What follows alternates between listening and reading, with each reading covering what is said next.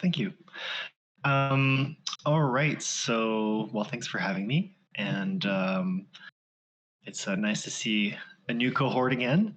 So I like to open the floor usually to the question. I prefer not to give a generic presentation on VR and AR. So I'm more interested in how you're looking to integrate VR and AR in your practice, and the kind of specialty that it is that you have in it. Like maybe you're interested in medieval recreation, or maybe you're really into generative art or something like that. And you're going to have your own fascinations basically to bring into this. So I'd like to open the floor up if there's anybody. And I mean, as an artist, generally, like you'll want to be petulant and just talk a lot, right? And I would even say it makes a lot of sense for a digital artist to like open their webcam and be like very move your body a lot when we're trying to have this online presence, much like if you were in an art gallery, you would dress like a little crazy. So one first recommendation for your digital art practice is open up your webcams, have crazy backgrounds, and learn how to move your body in expressive ways, and be to the present time what your art is to the longer time, etc. So yeah, is there any questions so far? I know there was one user yesterday, one artist yesterday was asking about VR in general. I'm wondering if anybody wants to kind of open up, just talk about like what they're thinking about for VR and AR.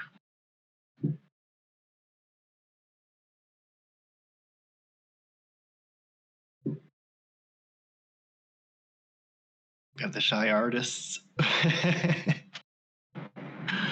Hi, this is Una, and I apologize.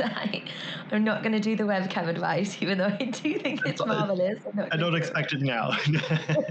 Not right now, but definitely in the future.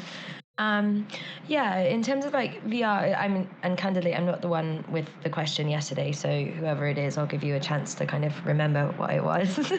But my question kind of about integrating kind of VR/AR into practice, really VR is kind of what I'm more interested in, right? These augmented kind of experiences where people can experience art in different ways.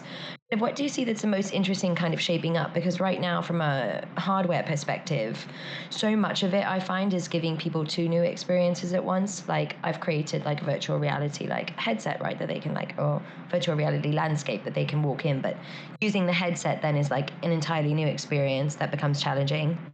And then on top of that, trying to like engage with art that has like an idea behind it. It's almost like two at once. So what methodologies have you found that like successful in terms of like making that experience or initial experience of like VR accessible? That's a great question.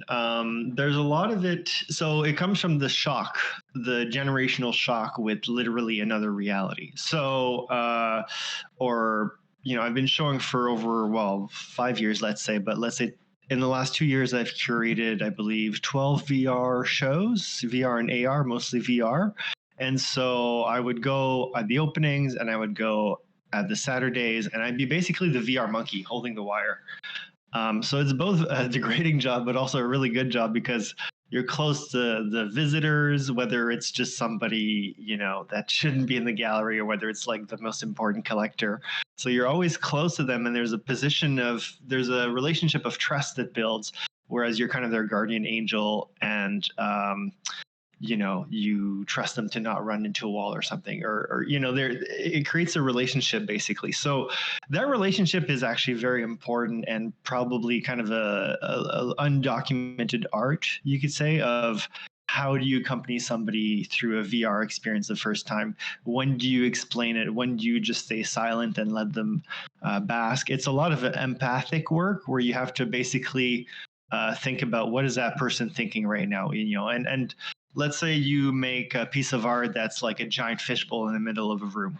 Well, you're going to know at some point that you can see on the screen, usually on the side. So you're going to be like, okay, they're watching the fishbowl. They're probably thinking about, why is there a fish made out of robot parts, And so you can also see the reaction on their face when they're they don't know. For example, a lot of them really enjoy walking through a VR physical matter for the first time, especially like my own art is very dense but has holes in it, so you can walk through it and see. So a lot of people at first, they see this thing, and I remember this one woman, she just looked at it for like 2-3 minutes, and then she asked me in French, like, can I walk through it? And I was like, yeah, what do you think? Like the VR police is going to arrest you for walking through VR matter? Like, of course you can walk through it. You're not going to like die, you know, and it's not going to hurt you.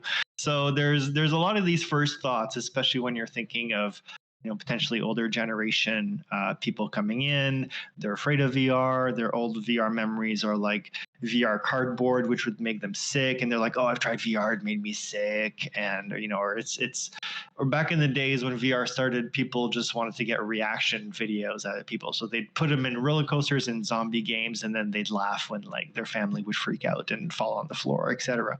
So there's this onboarding, right? Like, is this your first time in VR?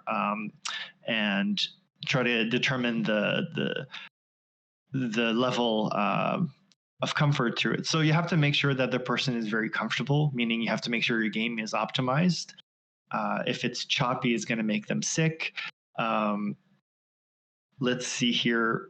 Can you, I think I got lost from your original question again. Can you just go back to it? You were saying about that first thing, you were saying, okay, how do you, they're discovering two things at once, right? So No, honestly, yeah, you've already answered it. It's kind of, and it's interesting to think of that like as an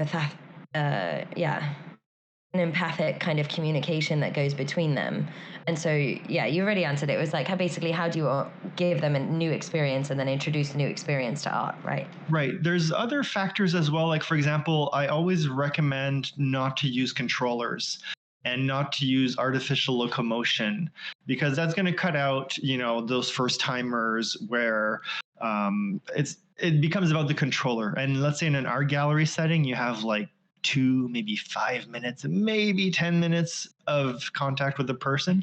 So you don't want the first 1 or 2 minutes to be about like, oh no, don't press the sorry button. Oh no, that's a thumbstick. You know, it's the first time they hear thumbstick, trigger, A button, all of that stuff. So I usually, in that art gallery, in that room, I made a 3D model of the room, and I'd give it to the artist, and often they would tailor it to that room, or they'd make a generic experience that I can place within the size of that room, and then be very aware of like, you know, okay, there's going to be the bed there, the person is supposed to be sitting here. What does that mean for the room? And also be aware of like, what does that mean for Instagram, right? Because like, if you know the person in the room is going to be looking at the entrance of the room and being like, ah, like that's great for Instagram, because and then you're like, okay, well, what am I going to put the art behind them? And then that's going to be the shot of like somebody in VR being wowed, and then like you see the art of the artist behind them, etc. So you can think of that setting. So yeah, some of the big things is really try to have no controllers, no artificial locomotion,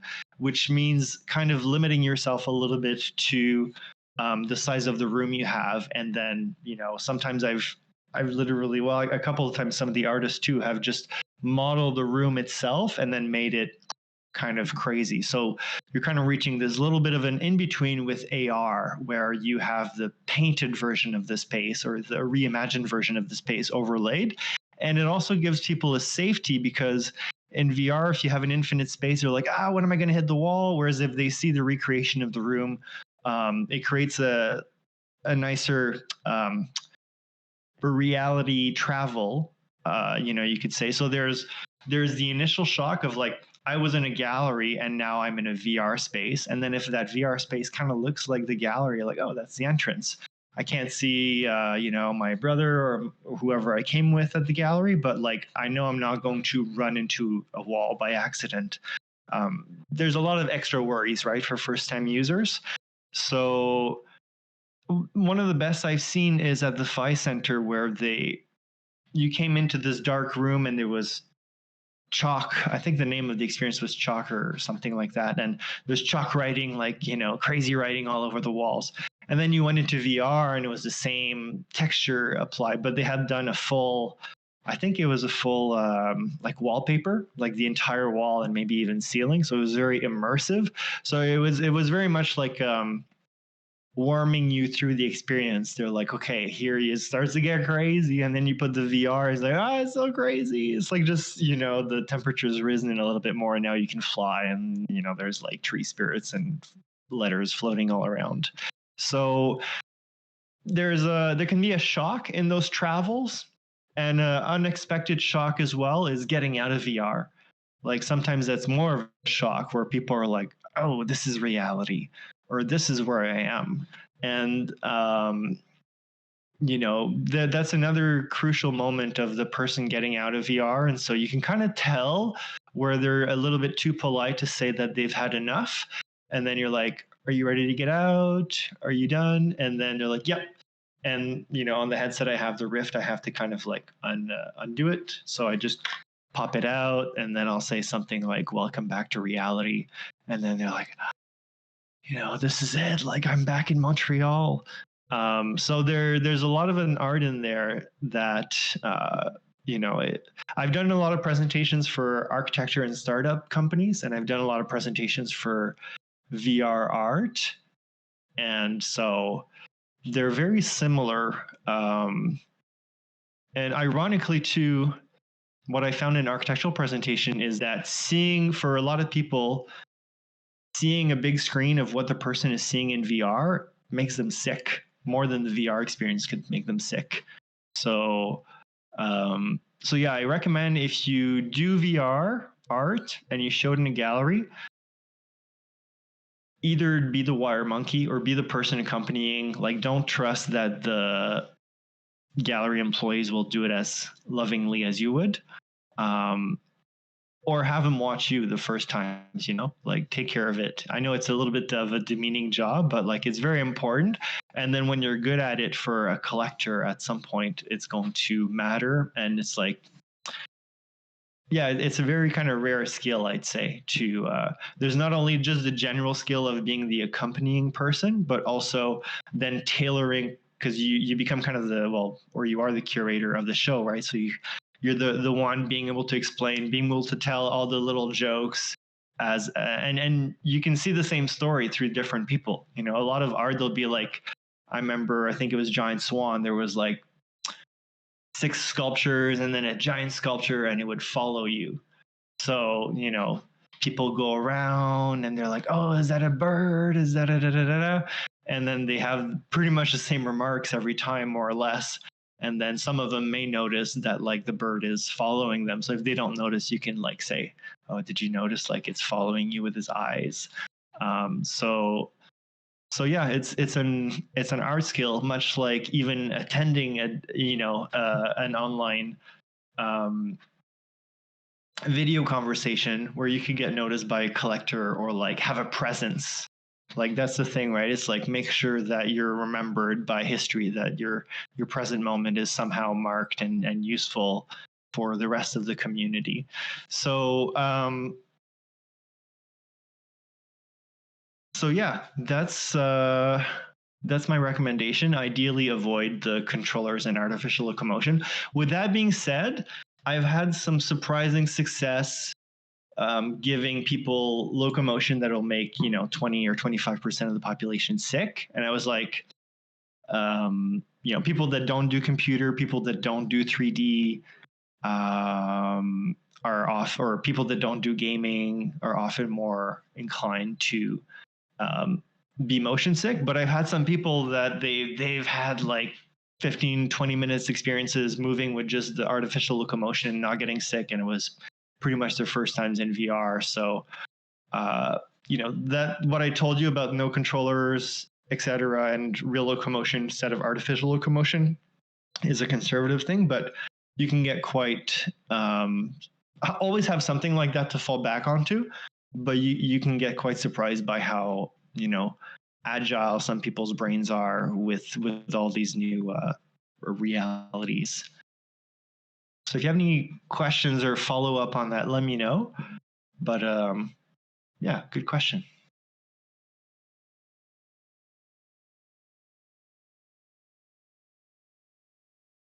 Anybody else have, I see something in the chat here, but anybody else want to say it à voix haute? Like, if you have any particular questions. Whew.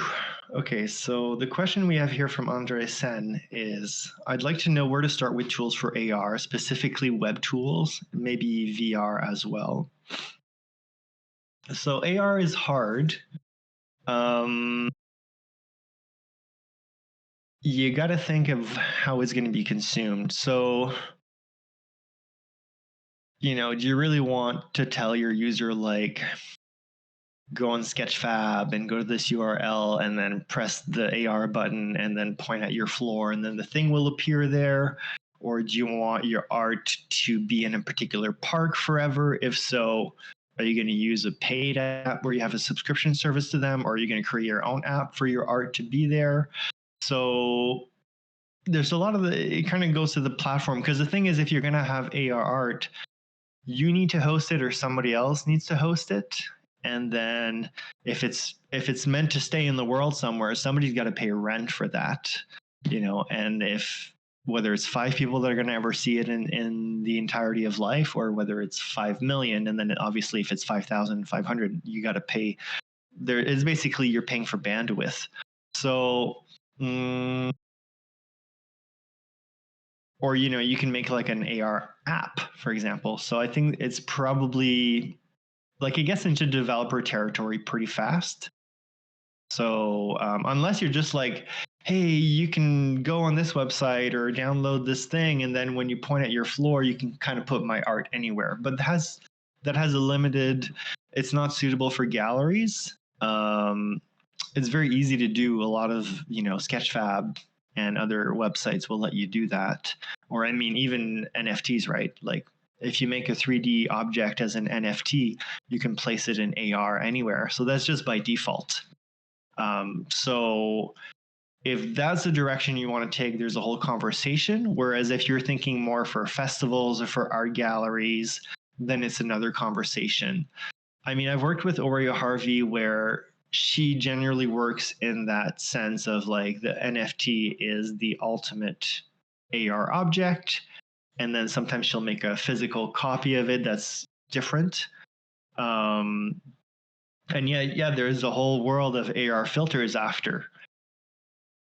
And I mean, I've also worked with Ines Alpha, who does like these wonderful AR filters. And for 6+ months, we'd have these video calls where we were talking about like, how can we find a way to sell these AR filters? For somebody to say like, I'm going to buy this NFT and either I'm going to be able to use the AR filter, or more what we wanted is that it would kind of unlock, and maybe there was some sort of period of exclusivity where only the collector could use it for, let's say, a month or 6 months.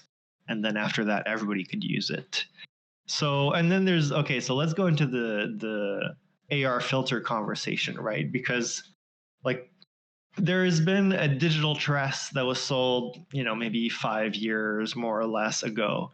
And I believe the kind of end result was a kind of Photoshop picture of the buyer of the dress wearing this digital dress, like early AR concepts, basically.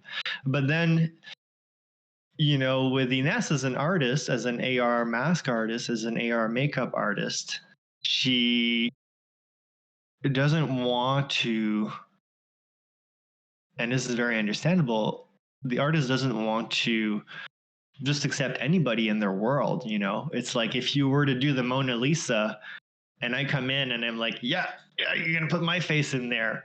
What if it's a terrible person? Or what if it's like just somebody who doesn't fit the aesthetic of that artist in particular? So yeah, there's this interesting thing with AR, especially when it becomes fused with your identity, that like what if I don't know, like what if Joe Rogan were to like be like, I'm buying this mask and now you have to deliver a portrait of me with this mask on, and she's like, I'm not too happy with some of the things you've said, or it didn't fit somehow. So So yeah, and then at the same time, it's become extremely democratized. Whereas, you know, Joe Rogan, doesn't mean he can buy a piece of art from her with it, but obviously he can put the mask on. Anybody can put the mask on.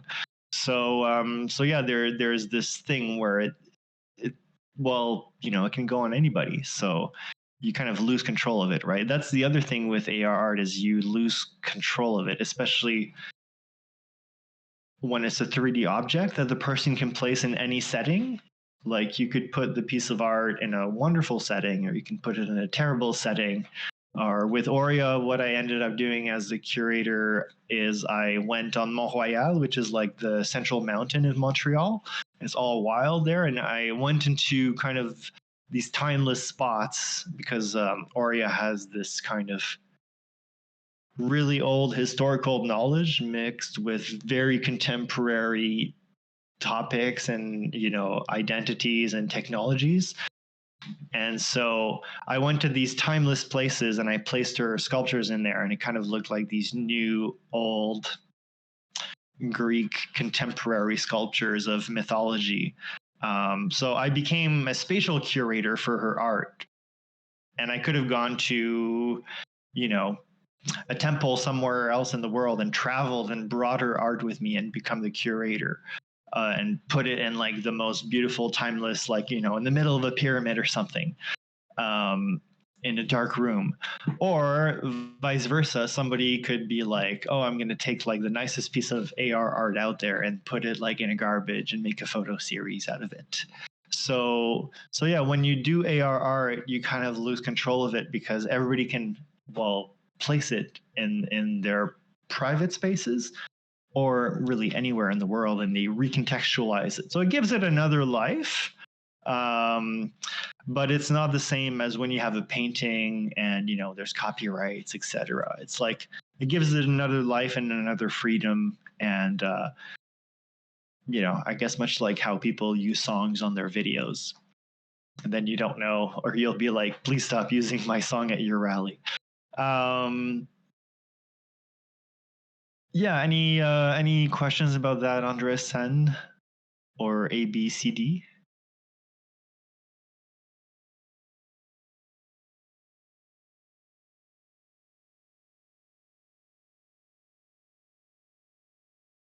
And I mean, there's a question of, you know, creating filters for Instagram, and how it doesn't upload to other devices. Well, I'll just say, like, that's the thing. If you're creating, there's going to be a lot of tools that are going to be, oh, you can create a world for our metaverse if you use our tools. So,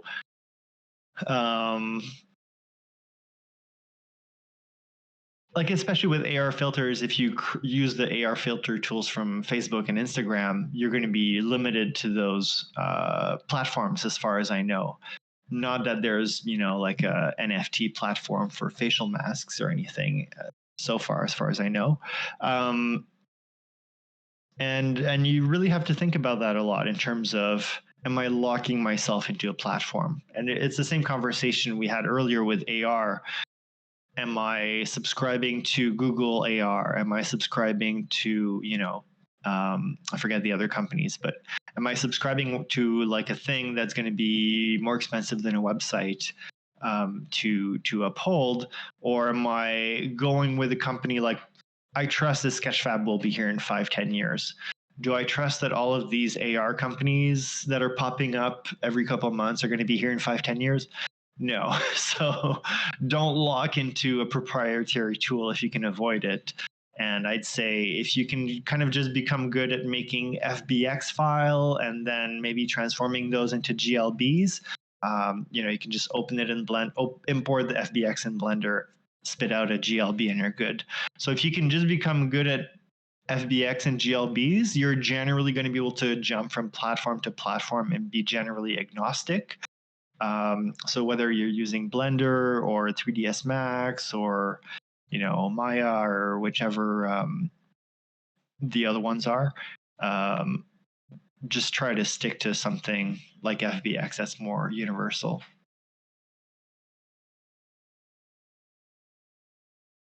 Any other questions to trigger a conversation? Well, it doesn't have to be a question. It can just be an area of interest.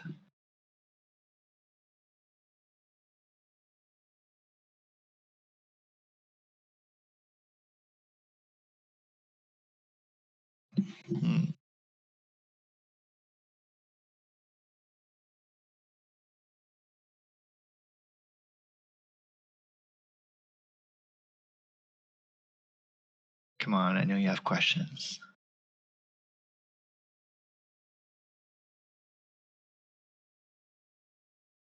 Hi, Sam. Hey. This is ABCDE stroke Shushu. Yes. Yes, I think I have an area of interest. I won't say it's a very serious question, but if I created a virtual world, like a virtual exhibition, and I let people experience it using VR, is there a specific amount of time for someone to be in the real in the virtual space without them maybe getting dizzy or sort of Right. off, or they can be there as long as they can? So it all depends on a couple of things, right? Like for example, in the gallery, it's great because you have control. You know, you're like, here's the computer. You either they come with a good computer or you bring your own, etc. And you know what VR headset you're going to be having. And an ideal scenario is targeting for a gallery because in my case, I spec'd the VR computer, so it was like a 3080 or a really good graphic card, and also a good headset. It was a VR Rift S. So I had full control over those things. And so the artists also loved that because they knew they could go pretty far in terms of pushing the performance. If you're just distributing, or you got to wonder, what are these people going to be using the VR headset at home? Are they going to be using the Quest 1? Are they going to be using the Quest 2? Are they going to be using a $3,000 setup, like a desktop computer with a tethered or wireless headset connected to it? And so you kind of have to go and think of what's the lowest common denominator. Is it going to be the Quest 1 that's like less and less supported? Because those, it's like mobile device kind of performance. So if that's what you want to target, or if you want to target the Quest 2, or even there's a Quest 3 upcoming in like, let's say 6 months or something, then you got to really get accustomed to performance tuning for that device, meaning you have to test on it. You have to test every area of your level. You have to be very wary of it. And basically, the more, like, you have to be performance aware, right? And if you're not performance aware, you're going to come in and say, oh, there's going to be a castle and 5,000 trees and, flying starfishes everywhere and all of these things. And it's like, yeah, calm down, because you can only have like 50,000 triangles or, 500,000 triangles. So, and then you're like, yeah, but my starfish model is like 5,000 triangles, and then you're like, oh, geez, I can have a flat plane and like 10 starfish models, and I'm done the entire project for performance wise. So there's probably going to be, I've seen over and over and over and over artists that just come into VR, they throw a bunch of models in there. It's the most choppy experience ever, and they've not looked at performance at all, and everybody's like, yeah, it was interesting, and you can tell on their face that like they're feeling super sick and it was kind of terrible, so you have to be performance aware if you're going to try to be like, all, hey, everybody's going to use it, it's going to be accessible and everything. It sounds nice and it sounds utopian, but you're probably going to have to do 5 to 10 times more work. 80 to 90% of it will have nothing to do with art. And they'll be very boring, and you'll have to watch videos on optimizing video games that are unrelated to art. And so that's the unromantic answer, unfortunately. The best answer is to be, hey, we got a great computer, we know, or you have minimum specs, right? You say you need to have this graphic card minimum 3070 or 2070 or whatever it is, and this is the kind of headset you need to have. But yeah, if you're it's just a classic thing of people saying, I want to support the Quest, I want to support the Quest 2, and then they don't know what kind of a journey they're into. Or like, I was working with an organization, and kind of like the artists, I was trying to steer them away from that decision. And they're like, no, it'll be fine, we'll be learning. And then after they were panicking and they were sending offers for a contract for like $5,000 to $10,000 to optimize the game, just last minute. So, it's a lot of work. And, when talking about optimization and performance, there's a few things in the equation. There's a few basic things. So there's triangle counts, how many triangles you have. You have to know how many triangles are in all your geometry, right? Like you can have a flower that's 5,000 triangles, but if you think about it properly, you could probably make it 200 triangles. It's just like every surface of geometry at the end of the day has to become at least a triangle, whether it's a sphere or whether it's a cube. So know how many faces or triangles you have. Also the size of your textures. If you're saying, hey, my texture is going to be these 4K images, and I think on the Quest 2, you're probably going to be limited to 10 or 20 2K textures. So you have to really start thinking of like, what am I putting on that JPEG? And, I'm going to have like the body here, and then the tree here, and then the house here, and then you're like managing what's going on your textures. Or you just do stuff with color that doesn't use textures, right? So faces or triangles, textures. The other one is lighting. If you're going to have live lighting, like basically every light you add, I believe, like if you have 3 lights, it's 3 times as hard to compute the entire scene. So be very wary of what you're doing with your lighting. And then there's this other technique called light baking, which is kind of what I do, where you get this really beautiful light, but you have to store the lighting information in a texture. So that's a whole level up. But yeah, your main 3 things are going to be triangle count, textures, and lights. So be very aware of those 3 things all the time. And you're probably going to have a maximum triangle count that's like 500,000 triangle if you're targeting the Quest 2. For comparison, if you have a 3080, maximal triangle count may be 15 to 25 million. So, you can add a lot more stuff, be a lot more generous. And then we've talked about it before, but there's this other thing that you can use in most software development, gaming engines like Unity or Unreal, which is called occlusion culling. So occlusion culling means if I don't see it, I'm not going to have to calculate it. So basically, if there's a piece, let's say my maximum is 500,000 triangle. And when I look at this part of the scene, there's 500,000 triangle.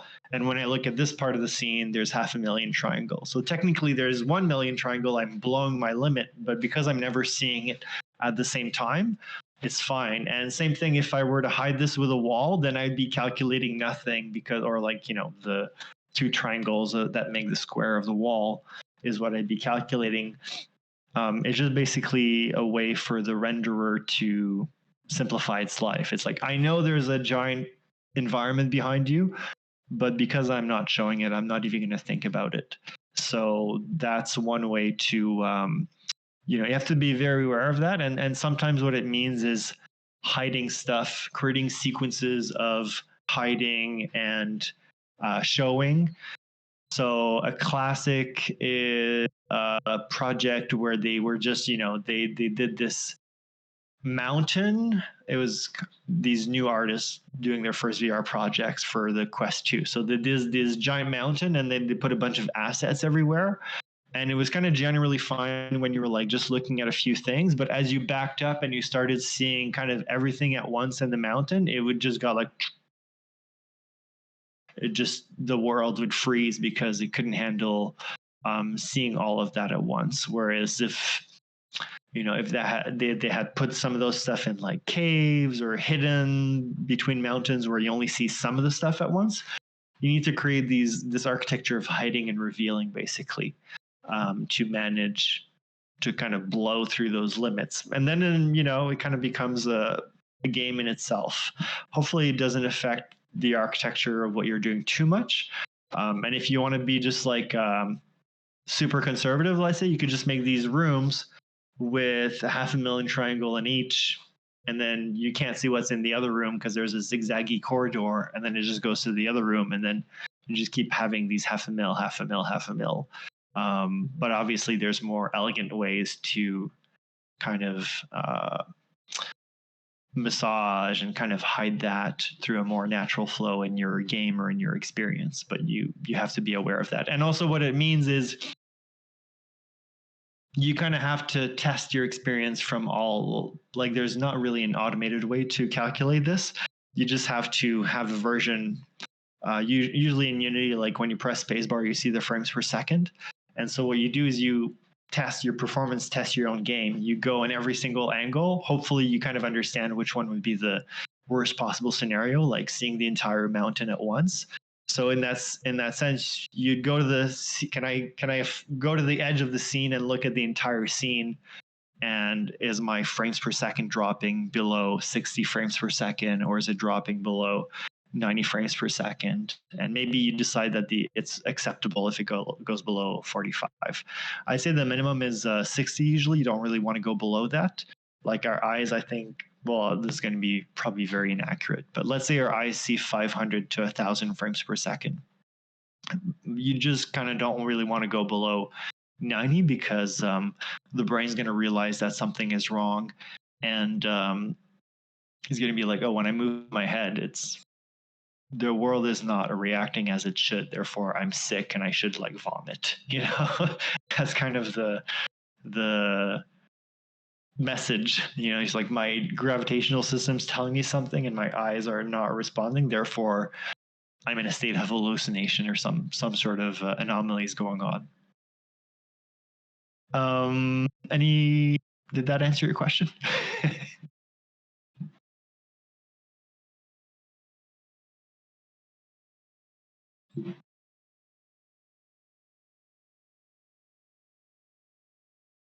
I mean, maybe if you know, what are you targeting?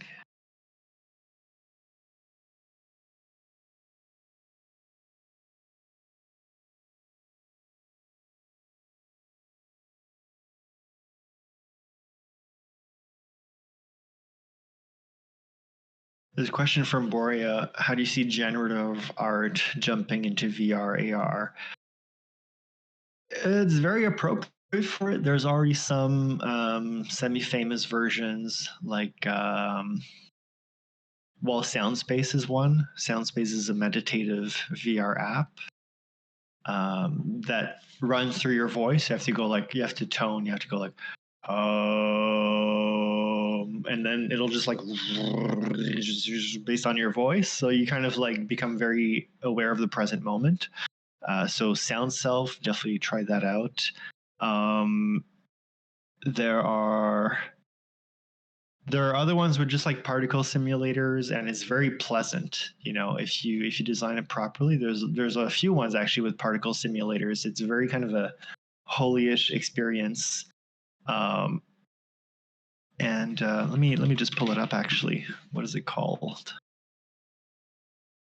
So yeah, generative art is great for VR, and we see it in music, or there's a lot of dance parties in VR. Well, relatively a lot of raves and stuff like that. So in those types of settings, generative art will normally happen in tune with the music, and there's a lot going on in the world of VR and generative art. Like, what's this guy's name? Blortasia is a game on Steam. It's an old one. It's more like it's like BLORTASIA. There's ayahuasca is a pretty interesting one. Yeah, it's generative. It's got some vector stuff as well. ChromaLab is the name I was looking for. So ChromaLab is a particle simulator. It's really, really pleasantly fun. Then there was Cosmic Sugar, that was like back in the days. It's also, I think, free on Steam. Cosmic Sugar VR is another particle simulator, very kind of like holy meditative vibes. And normally you can kind of start, interacting with them. Do I have some of the other ones? Generative.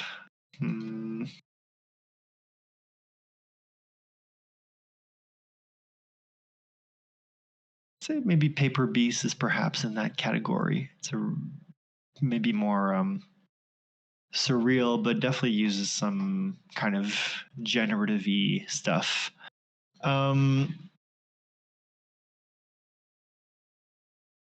So yeah, for the AR part, it becomes of, once again, what's your target device, right? Like if we're talking about super democratic AR, we're going to be talking about cell phones. And then you're like, what can I really do that's generative on a cell phone? And then, because they've got these tiny chips. And so you've got to do all the calculation on there. And same thing with the graphic card, which is why you're limited to like 500,000 triangles. So now you may be limited to 200,000 triangles that can move at the same time, or maybe less because they're individual instances. And then once again, it goes into programmer land and optimization land, which is not very sexy. So, normally it's like, here's the concept. I understand the math. Now somebody has to do the rest of the really hard work. It's the dreamy part is fun. But unless you're going to become a programmer, you're going to be limited to who you're working with and how much you can pay them or not. And yeah, so your response was you're looking to exhibit seamlessly using VR. So I would say ideally create your own little computer that's super powerful and that you can move around and bring it to an art exhibition or leave it there for a month or two. And connect it to their screen and do whatever you want. Basically, like that's what I did. Is I had a VR computer that lived at galleries, and then one of the galleries I worked with bought their own computer. But if I didn't do that, I wouldn't be able to say that I've been in galleries for so long. So if you're lucky, you'll have one, maybe two galleries that like are comfortable, have their own equipment, have their, know how to use Windows computers. And Mac is pretty popular in the gallery world. And also, yeah, just have a good headset and have a good proper graphic card. It's a lot of these galleries are just doing emails, so they have very, very old computers with very slow graphic cards. So yeah, the best is just self-financing, but obviously that's hard. And but the beauty of it is, like, earlier I was mentioning the difference between 500,000 triangle and 20 million triangle. So when you can exhibit 20 million triangle or 15 to 25, let's say, then you just really know your limit. And frankly, well, obviously you can create more transformative experiences. And because you know exactly where it's going and how it's going to be displayed, it just removes that entire layer of uncertainty. So yeah. Any other questions, comments, area of interest?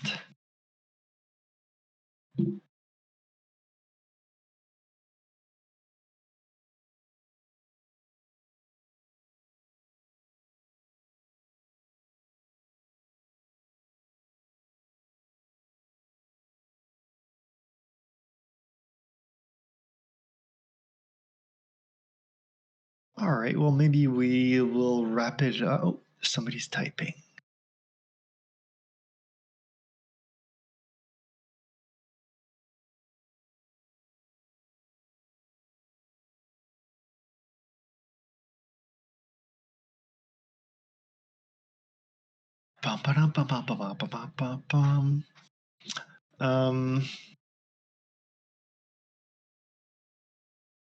What's my favorite? Okay, well, before I answer that question, I just something that we're seeing, I had another thought, something that we're seeing with Facebook in particular, and, I guess it's no longer, it's just called metaverse instead of, or Meta instead of Oculus now.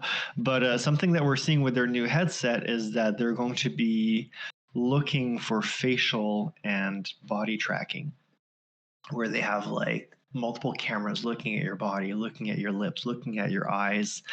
Obviously, that's very creepy from a privacy point of view, especially when we're talking about Meta/Facebook. But, or a lot of the other companies, to be honest. But it does bring in some interesting things for artists in terms of physical presence. We're going to be able to see this new generation of VR influencers that is not, relying on you having a bodysuit, because normally the bodysuit people are kind of more the nerds that may not be the influencer types. And it's a different kind of influencer, right? Because if you're feeling bloated that day, if you're feeling ugly, pimply, dry skin, or you messed up your shave and you're bleeding all over, it doesn't quite matter. Your avatar is going to be smooth skin, but also represent, it's kind of like VTubers. You may have a different gender, right, in the metaverse. You may be some sort of lion, like we're seeing with Caesar. You may be dematerialized like Helio, or an angel like Eva. So there is going to be this new opportunity, and we're seeing, especially in the NFT space, that sometimes the personality, the social, you can call it clout or whatever, the social liquidity of the person is as, or even sometimes more important, unfortunately, as the art itself. And there's a lot to say about that in terms of the art world. You can't just be painting alone in your basement, being a genius and not talking to anybody. You have to spend a certain amount of your calories at least meeting artists. You should be going to galleries as well. There's a really good book called I'll just give you the link here. I think it's Artworks with an S. And it's about the art/work. I'll just put it in the chat here. And it is really worth reading, but you have to spend some of your calories networking with people, and especially artists that you respect their work and they respect yours, and you're in the same areas. You'll find that this is going to be just a feeling-based fact, but you'll find that they're going to be your most important connections to, instead of aiming at the galleries and the museums, if you just have a very strong network of artists, when they rise, you will rise with them, and you'll think about them, and you'll have your circle. When you go, oh, you want to do an architecture show? I know exactly who I can, rely on, and who's where in their career, etc. So make sure that you do put in that effort in the physical world and in the digital world as well, because that's going to kind of be more as important as your art. And I know a lot of artists are the shy, antisocial kind sometimes, but it's very pleasant to live, to interact with these crazy folks. And so I know it could be seemingly terrifying at first, but it's great. And so with that being said, I think there's going to be that opportunity for some of you, as this facial and body tracking becomes more and more important, to start being more expressive in the way you talk, to be less afraid of the way you talk, whether it's online or in the real world, and start thinking about body language. What is that person feeling? What am I feeling? Is there a way I could express it more? It's also great to be a little crazy, right? Like, who wants to be like, hello, today we will be talking about virtual reality. Like, nobody wants to listen to that conversation. It just adds an extra flavor and spice to life when you're more active. So and I feel like the best artists are kind of like performance artists when they're just living and in the room. You can feel their presence. They're dressed insanely, and they look different and they act different, and they're loud and boisterous. So find that person within you and ask you, what does that person look like? What are they saying? Where's that flame, like inside of me, and how does that translate into the real world? And what does that look like from the outside even? So yeah, there's going to be this new world, and so I encourage you, if your skin's bad, you can have a great skin in VR and still have this kind of nice middle ground of like being really crazy, but having some safety of not having to look flawless all the time. I lost a chat here, but let me see. Okay, it's back. What's your favorite use case for VR and AR? It's all about having a transcendental kind of experience, right? At the end of the day, unless you're trying to convey information. For me, it's more about the feelings, trying to give a meal of feelings to the person. And what do I want those feelings, those impressions to be? And how is the person going to feel through that space? So, I mean, I've seen I've seen very, very characters that their head is like a cube. It doesn't have to be a high poly experience to make you feel stuff, depending on the art style. So I've seen some very simple, I think it's Luca Risotto or something. Let me just find it here. Lucas Risotto. No.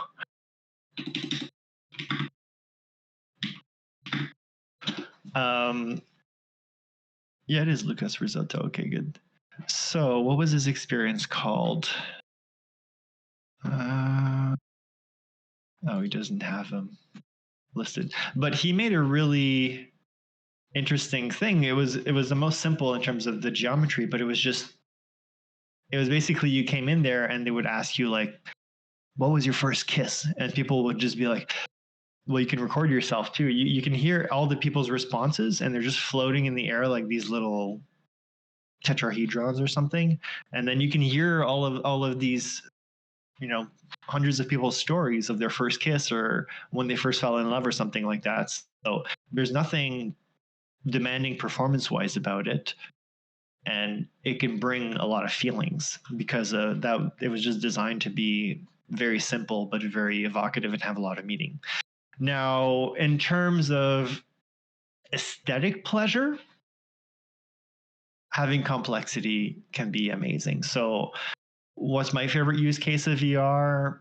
Extremely detailed, surreal worlds, things that would have been impossible to experience any other way, things that would have been too extravagant to build, being inside of a painting, being inside of a poem,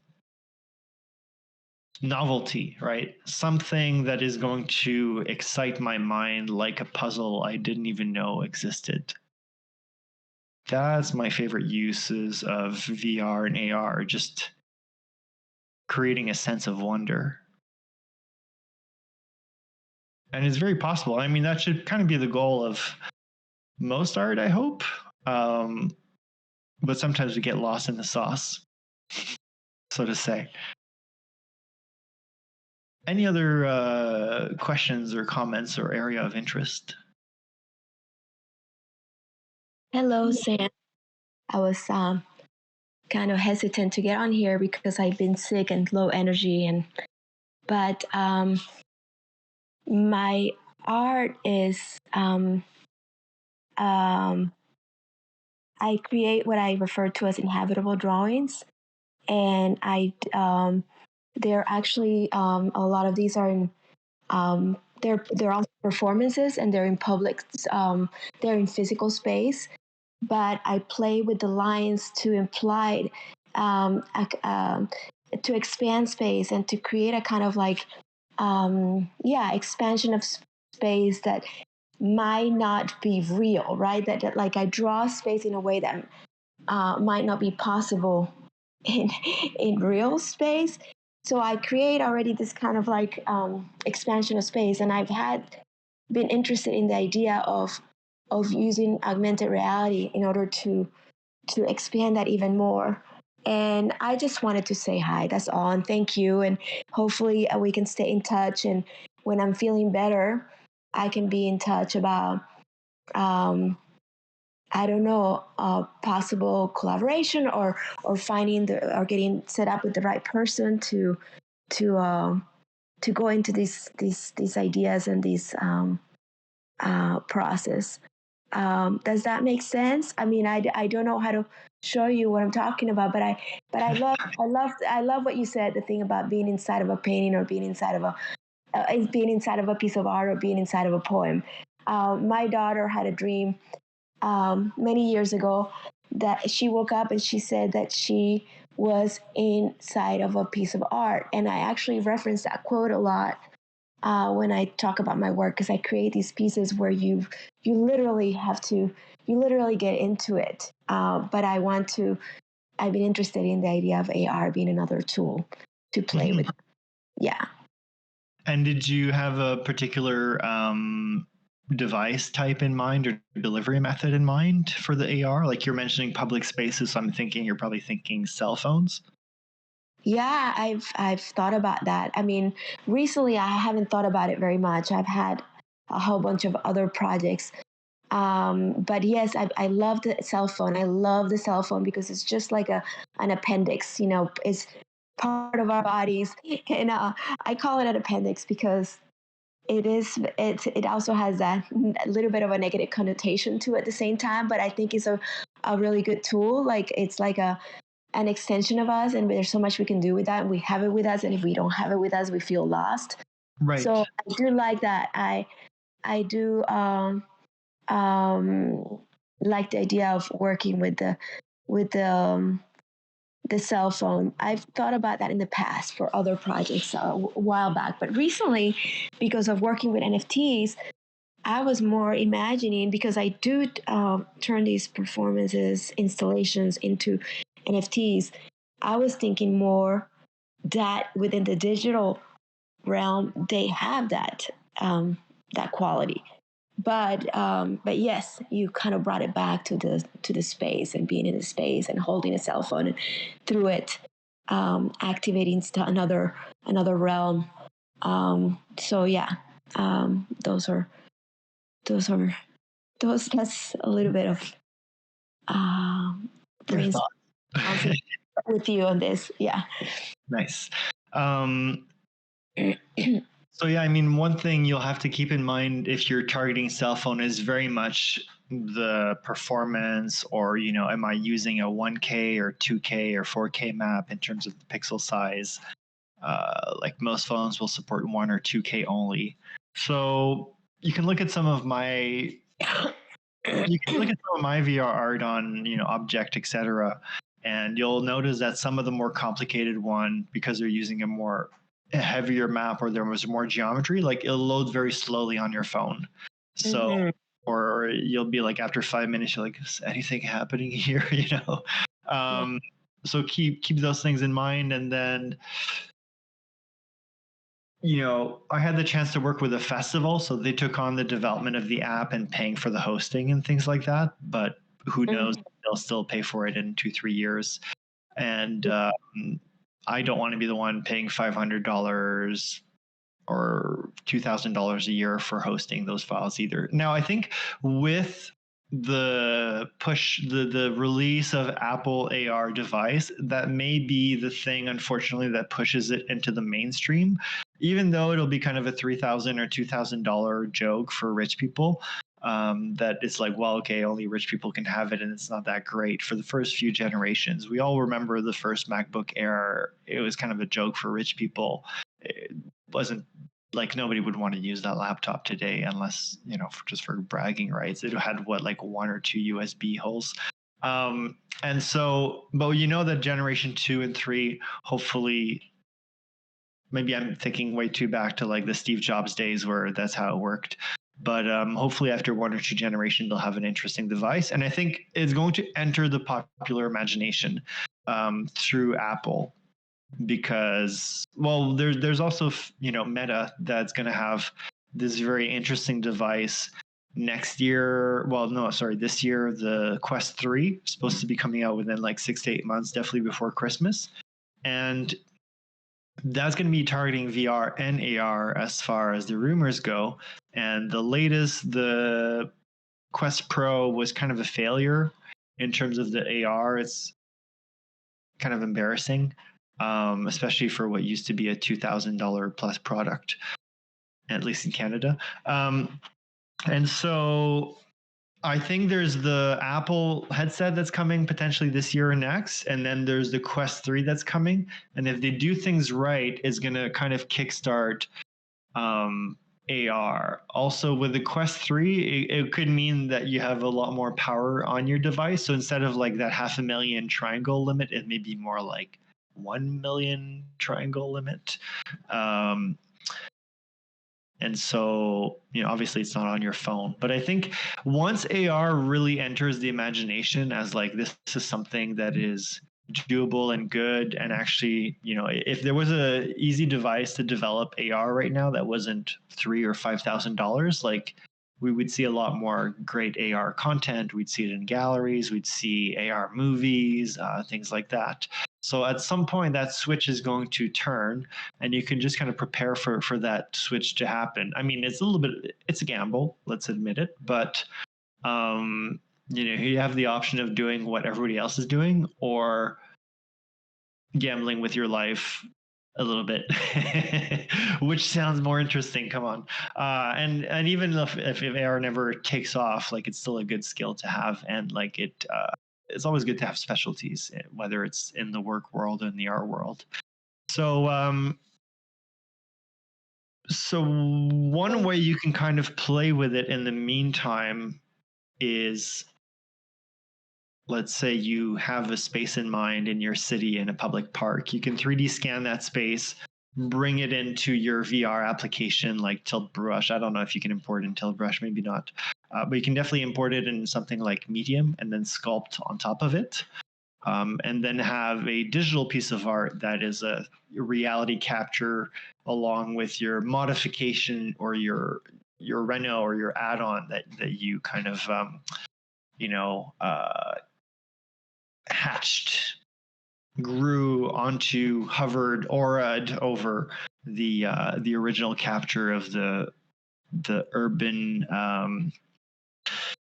crumb, basically. So yeah, you could do something like that, and then once the technology is ready and you have a platform that is going to stay up for 5+ years, and it says, hey, you can have an account for $5, $10, $20 a month, and we're going to place your art in the park for a long time, and it's going to be easy to access, then it could be like, great, I've got my sculpture, it's ready, it's perfectly aligned to go there in the park. I didn't have a platform, so I didn't publish it in that way, but it's, unless that part gets destroyed and that thing you're hovering onto gets destroyed, then you're just ready for the future. Not to mention that you make a pretty cool NFT or 3D piece of art to say, here's a piece of urbanism and here's my reaction to it, my parasitic edition. And then you could start thinking of like, okay, do I want to make it move? Do I want to make it react? So, there's kind of like no limits, and it's, it's all about not getting lost in the technical requirements, but really at the end of the day, you're trying to create wonder, and you're basically a magician trying to be a magician. Thank you. Oh, you're welcome. Any other questions or comments, or?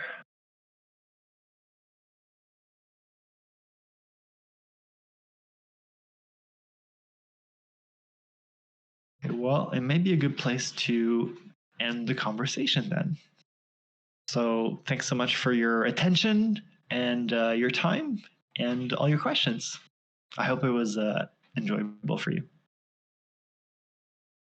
Thank you so much, Sam. Thank you so much for this. This was great. Thank you. Thanks, Sam. We appreciate the support. Cheers. My pleasure. Thanks, Sam.